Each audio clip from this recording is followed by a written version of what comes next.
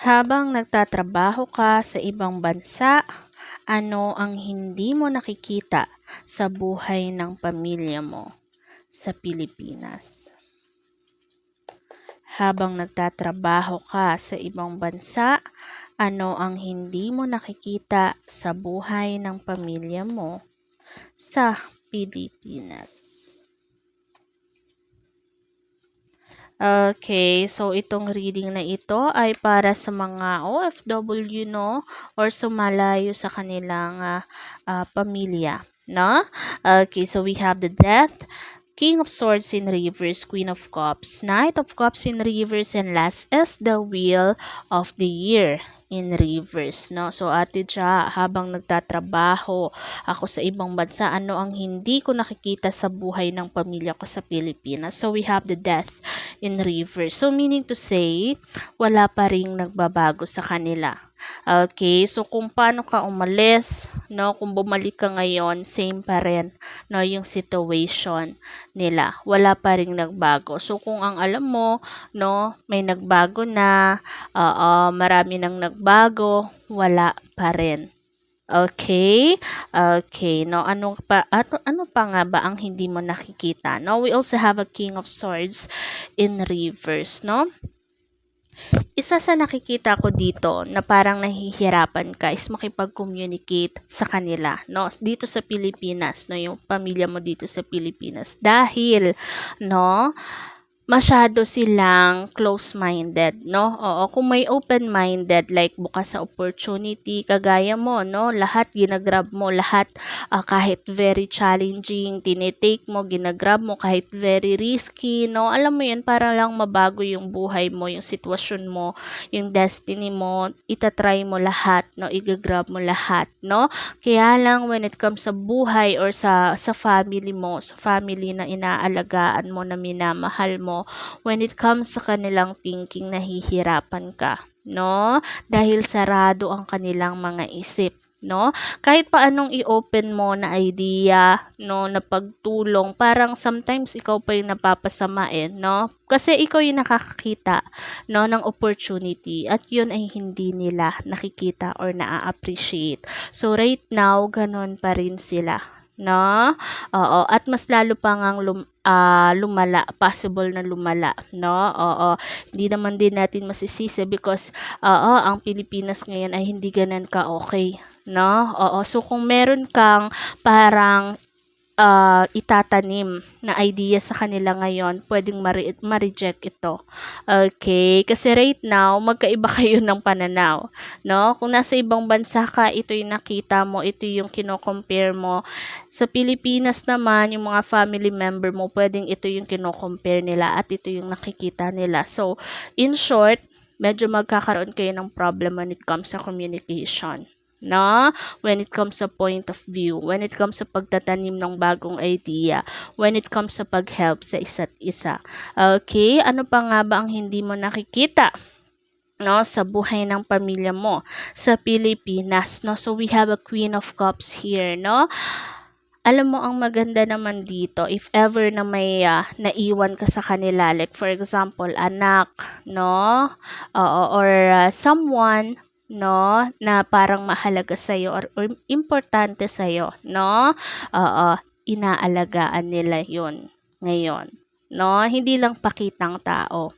Doon mo masisecure, no, na parang hindi lang basta dahil binalita sa iyo, nakikita mo sa video, nakikita mo sa picture na okay sila, no, hindi lang dun sa parang panlabas, no, kundi kahit off-cam. Okay? Minamahal din nila yung minamahal mo. So, in short, kung meron kang anak na iwan na family member na very important sa iyo, no, and nagda-doubt ka, talaga bang inaalagaan nila to? Talaga bang inaasikaso nila to? Yes, ang sagot dito, no? Kasi yung pinapag-iwanan mong pamilya, no, or yung pamilya mo dito sa Pilipinas is very caring sila. Okay, hindi sila plastic. Yun naman ang maganda doon. When it comes sa opportunity, when it comes sa parang mindset, medyo tagilid sila doon. Pero, when it comes sa kanilang pagiging caring, no? Oo. Napaka mabait at mapagmahal nila. Kasi we have a Queen of Cups, no? Mabigat ito when it comes to emotion, meaning to say balance, no? Kahit minsan hindi kayo okay, no? Like for example, kayo ay nagkaalitan sa video call or dahil nga syempre malayo kayo sa isa't isa, no? Kung sino man yung nakaka-contact mo, no? Hindi naman kayo ganun kalaging ka-okay, no? Oo, so syempre magda-doubt ka or mag-ask ka like, Ate Ja, ngayong hindi kami okay, inaalagaan niya ba si ganto, okay ba si ganyan, gano'n, no? Oo, kasi baka pati yun nadadamay, no? Pero sa nakikita ko dito sa cards, no, may balance. So, meaning to say, kung hindi kayo okay ngayon, yung naiwan mo doon ay okay pa rin naman. Inaalagaan niya pa rin naman. So, in short, pwede kang mapanatag or pwede mong ipanatag yung loob mo, no? Ano pa nga ba, no? Oo, ang hindi mo nakikita, no? Sa buhay ng pamilya mo sa Pilipinas, we have Knight of Cups in reverse and the Wheel of the Year in reverse, no? Okay. So, kung ine-expect mo, okay, na lahat ng binibigay mo, lahat ng ini-sponsor mo ay ma-appreciate ng mga tao sa Pilipinas na iniwan mo, no? Medyo madi-disappoint ka talaga. Okay, kasi we have a Knight of Cups in reverse. So, meaning to say, hindi lahat ng mga binibigay mo ay na-appreciate nila. Okay, so manage your expectation, no? And also, we have the Wheel of the Year in reverse, no? Ano pa nga ba ang hindi mo nakikita, no? Sa family mo dito sa Pilipinas. We have the Wheel of the Year in reverse. So, meaning to say, when it comes sa kanilang luck, no? Medyo compare sa'yo, no? Medyo mababa yung kanilang luck ngayon or yung kanilang blessings. So, in short, no? So, wag tayo mag-expect na parang i-return nila yun sa iyo or something like parang okay. Baka sabihin mo, Ate Ja, puro oo. Hindi mo i-direct, no?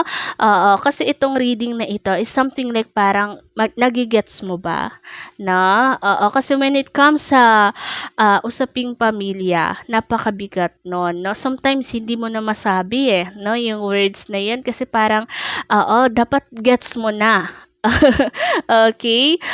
Kung meron mang sinasabi si Ate Ja na parang kulang na words, pero ine-expect ni Ate Ja na nagigets mo, it means nagtatry akong i-connect iyon sa iyo, no? At tinatry ko na buhayin yung empathy mo, no? Yung parang pag-intindi mo. Kasi right now, when it comes sa iyong family dito sa Pilipinas, alam ko, no?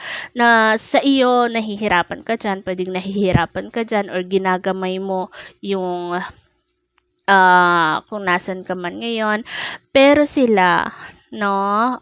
Hindi ko kinakampihan yung family mo o ikaw, no? Ang gusto kong maparating sa iyo is nakaka-connect ka ba sa kanila? Kasi baka parang lumalayo ka at parang nagkakaroon ka ng sariling point of view, no? Although, syempre, importante sila, no? Pero, sometimes kasi pag hindi kayo magkaintindihan, parang gusto mo na lang putulin lahat, no? Pero, andito si Ate Ja para i-reconnect ka, no? And tinatry ko yun, no? Itinatry ko yun na parang i-ano sa'yo by saying yung ating reading nang hindi ganun ka-full, no? Kung talaga bang naiintindihan mo. Nagigets ba natin? So, in short, when it comes sa family dito sa Pilipinas, no, hindi sila ganun ka-okay when it comes sa mga opportunity, sa status. Pero, when it comes sa love, sa affection, blessed na blessed ka doon, no? Hindi lang off-cam, hindi lang porque may sinesend ka na pera, padala, no? Or gifts, or sponsorship, hindi lang ganon, no? Or kahit walang ganon, they are still caring and loving pa rin. Okay? Okay. So, yun lamang, no? So, kung gusto mong magpa-private reading kay Ate Ja, pumunta na sa ating Viber na 0976-0046387. Don't forget to follow, like, share, and subscribe, Ate Ja. Yun lamang. Thank you. Bye!